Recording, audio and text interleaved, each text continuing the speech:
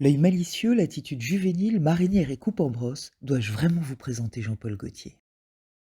Né le 24 avril 1952 à Bagneux, il est styliste, créateur de parfums et fondateur d'une entreprise.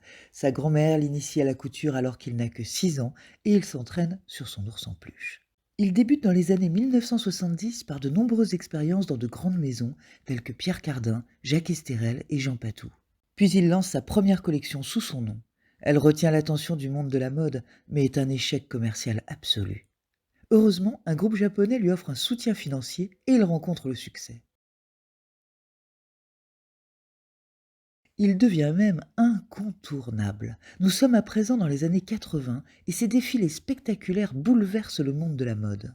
Yves Saint-Laurent avait habillé les femmes en hommes, lui renverse aussi les codes et habille les hommes en jupe. Il fait passer le corset du dessous au dessus, transformant ce qui avait été une servitude pour le corps des femmes pendant tant de siècles en revendication d'une liberté de séduire.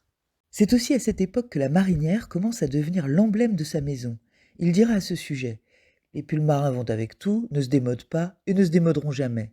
Mais au-delà de son aspect pratique, la marinière lui rappelle son enfance, puis la découverte d'un film du réalisateur Fassbinder, Querelle.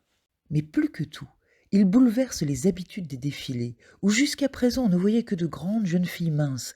Par ses choix atypiques, il lance un message de liberté. Soyez vous-même, quelles que soient les caractéristiques dont la nature vous a doté.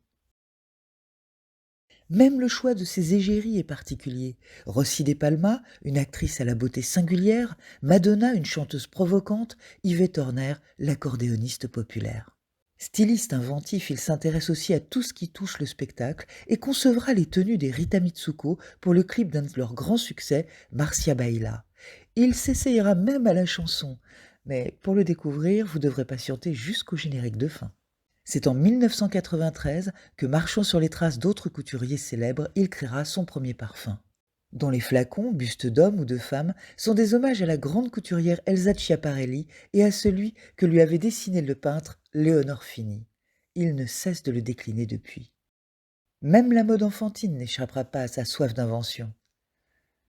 Et il inspirera lui-même le couple de créateurs Pierre et Gilles ou le graphiste et chorégraphe Jean-Paul Goude. Il est au sommet de sa gloire et plusieurs rétrospectives lui sont consacrées. C'est ce moment qu'il choisit pour annoncer son dernier défilé de haute couture le 22 janvier 2020 au Théâtre du Châtelet à Paris. La succession des modèles sera comme une incroyable leçon de mode, retraçant 50 ans de création audacieuse et débridée.